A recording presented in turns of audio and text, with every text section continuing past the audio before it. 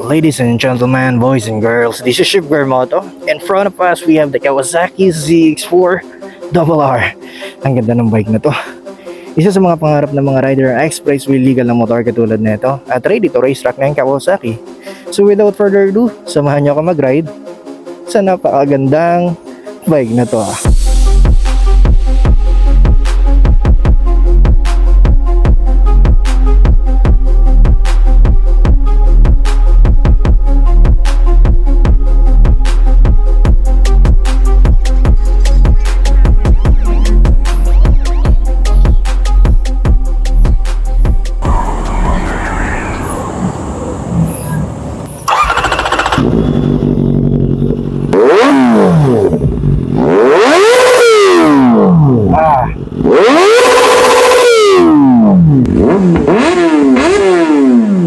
Boys and girls, si ZX4RR po ay gumagamit ng 399cc displacement, fuel injected, double overhead cam, liquid cool, 4-stroke, 16 valves, at inline 4 po ito, or 4-cylinder, and 6-speed transmission.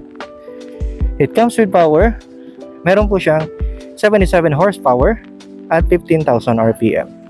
At meron po siyang torque na 35 Newton of torque at 11,000 RPM. At kung pupunta tayo dito sa harapan niya, ang ganda na ito. Naka-forged carbon. Ang ganda ng chin niya. Meron po siyang twin LED headlight. Cute na windscreen. Hindi pa po ito aftermarket pero pwede niyong palitan ng double bubble visor for better attack position. Meron rin po siyang ram air intake. Sa mga hindi nakakalam ng ram air intake, nakakatulong po ito pandagdag ng power ng motor ninyo. Paano nga ba gumagana ng ram air intake? Ram air intake, kailangan nyo po dito is naka high speed kayo para ma-convert yung pressure into power. Ganun po siya. At kung lalayo po tayo, ang ganda ng design niya, no? Ang pogi. From nose pairings, from short tail section ng tulis, kamukhang-kamukha siya ng CX-25R. Pero ZX4RR po ito. 400cc expressway legal. Dito kinakabit yung slider niya. So ang slider na to is GRX. And ZX4RR comes with high tensile strength frame and a split seat type, normal sa mga sports bike. It comes with a tank. 15 liters po yung tank capacity niya. At yung carb weight niya po is 188 kg. Yes po, mas mabigat po ito kumpara kay 25R. Dahil 400cc na po ito. Equipped na rin po ito ng ABS, harap at likod. Ang maganda dito is naka-dual disc na siya. Ang ganda ng dual disc niya. And preload adjustable Showa port. Isa sa maganda sa ZX4RR ay yung BFRC sa likod is adjustable. For cornering and tracking, pwede nyo po siyang i-adjust. Ayan ay isa sa maganda sa ZX4RR. At isa sa maganda dito kay ZX4RR ay gumagamit na siya ng 4.3 TFT display. Buksan natin. Oh, ganda niya, no? Tara, sakyan natin. So, 5'7" po yung height ko. Yan siya. Medyo tiptoe ako dito. Yeah, konti lang naman. Tiptoe. Pero para sa akin, ang gaan nito. Pero once itulak mo to, ramdam mo yung bigat. Bigat talaga siya. Kasi mas mabigat siya kay 25R. Ang gusto ko rito kay ZX4RR ay upgraded po ito ng technology. Meron po siyang quick shifter na auto blip, assist in slipper clutch, meaning malambot po ang mga downshift ninyo from galing po kayo sa high RPM. At meron po siyang eco indicator, 2 power mode, low and full, 4 riding modes, sports, rain, city, and last is rider mode na pwede nyo i-manual customize. At Kawasaki traction control. Isa sa maganda dito is Bluetooth connectivity na po ito. Yes, pwede nyo pong i-connect yung phone nyo dito sa bike na to.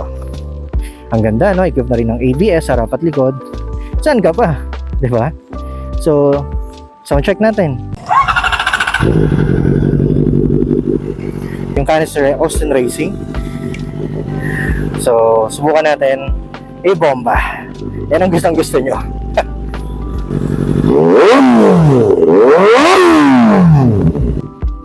So, yan po yung tunog ng Austin Racing. Again, hindi po ito full exhaust. Ito. So, patayin natin kasi ang ingay. It comes with tire. So meron po siyang 120, 70, 17 sa harap. Sa likod po meron po siyang 160. Yeah, 160, 60, 17 sa likod. Ang ganda niya. Ang ganda ng pagkakarbon dito. Yun o. Uy. Liga, samahan nyo ako mag-ride. Let's go.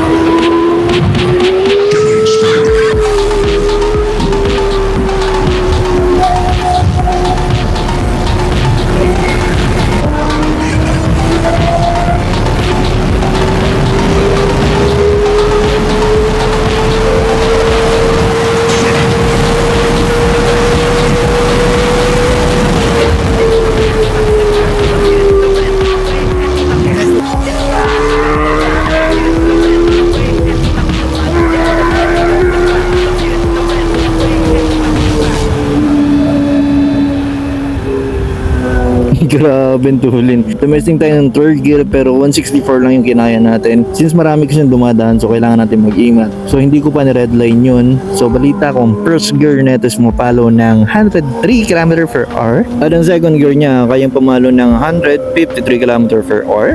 At ang third gear niya po ay kayang pumalo ng 193 km per hour.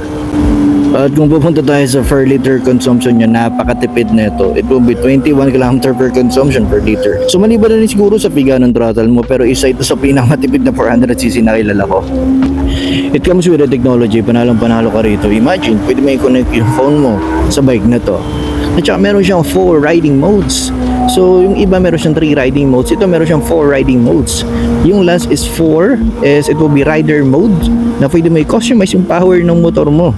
At naka-dual disc siya, so imagine napakalakas ang braking system niya sa harapan.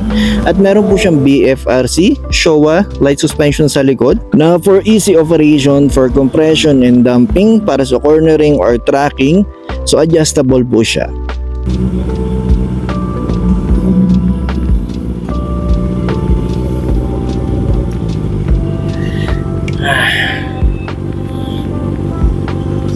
Gandang yung mga to, classic.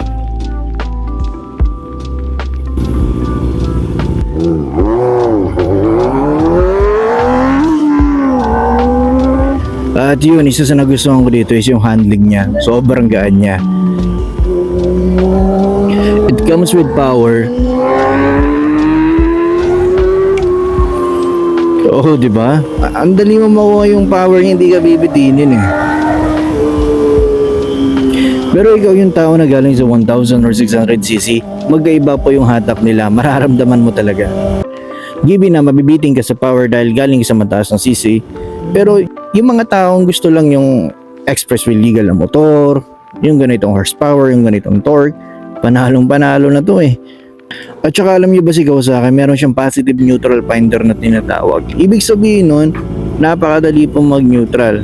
For example, ito na sa stoplight tayo, ihinto tayo. So, madali kong masusundot yung neutral, walang problema. Dahil po ito sa positive neutral finder.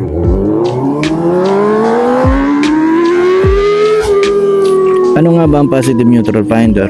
Ito yung mga ball bearing na nagtutulak gamit ng centrifugal force at kaya tayo nakapag second gear. Pag naka-stop tayo, nakahinto tayo sa stoplight, hihinto ang mga ball bearing, ilalak ang second gear. Para ang choices mo lang pag naka-stop ka is yung first gear at neutral. At kung tatanungin nyo ako kung komportable ba sa Princess ZX4RR, yes po, komportable po siyang sakyan. Hindi po siya masyadong subsob, di gaya ng ibang bike. So okay po ito ay long ride. At saka kahit subsob o hindi subsob, masasanay ka rin kasi bike mo yan eh. Ipang daily mo o minsan mo lang gamitin, mag-iisa ka niya, magiging comfortable ka rin sa sarili mong bike. At saka sobrang head turner na ito. Pero alam nyo ba ito rin yung advanced 400cc? Dahil kung ano meron ng 1000cc bikes, meron na rin siyang technology nun. Pagdating sa price, it's $499. Ang naiisip ko na lang comparison dito is yung 650R ng Honda at Yamaha na R7. Magdadagdag ka lang ng onting price, magkakaroon ka na ng mas higher CC. Pero magkaiba po sila ng technology. Alam naman natin na may bagong lalabas na bike. Ito po yung COB 450RR. CCX4RR ay isang most powerful na 400cc category sa hanay lahat ng 400cc. Pero may bagong the game changer na sinasabi ng mga rider. So ito po yung COB 450RR. Different price but they're comparing to ZX4RR. Pero it's up to your final decision. Ikaw yung magdi-decide ng sarili mo. Pero for example, na nabili mo ang ZX4RR, napakaganda ng resale value nito. In the future, kung nagsawa ka na sa ZX4RR at decided ka na magpalit ng higher CC, alam mo ba as of today, 2024, napakaganda ng resale value niya dahil napakataas pa rin ng bentahan ng ZX4RR. Moving forward, alam niyo ba ito yung isa sa hinahanap ng ZX25R na pinuno ni ZX4RR? Pwede kang pumunta kahit sa parte ng Pilipinas dahil expressway legal na siya. 400cc inline 4. At alam nyo ba, isa sa mga hinahanap sa track bike ay nandito na sa ZX4RR. Gaya ng circuit mode sa kanyang instrument panel, lap timer and lap counter, fully adjustable rear suspension at preload adjustable suspension, at ergonomics niya. Okay, before I end this video, I would like to thank kay Sir Red Peralta. Ito siya. Pogi niya, di ba? Sobrang bait ng tao na yan. Maraming salamat, sir, sa tiwala mo sa akin sa motor mo. At guys, isa sa pinamaganda is pwede nyo rin ito rentahan kay Sir Red Peralta. Lalagay ko pa yung link sa description. Kaya nyo kan contact him. Sobrang bait po ng tao na yan. Sa sobrang bait po, di na kayo magbabayad ng renta. Hindi, joke lang. Dahil sobrang bait po talaga niya. Maraming salamat, sir, sa pagpapa-experience sa ZX4RR. Alright, sana may natutunan kayo sa video na to. At kung gusto niyo ng mga ganitong klaseng content, nasa tamang channel kayo. Follow niyo na din yung page at channel ko para updated kayo sa mga bagong video na i-upload ko. See you on my next content. Don't forget to pray and be humble. Shipker Moto is out.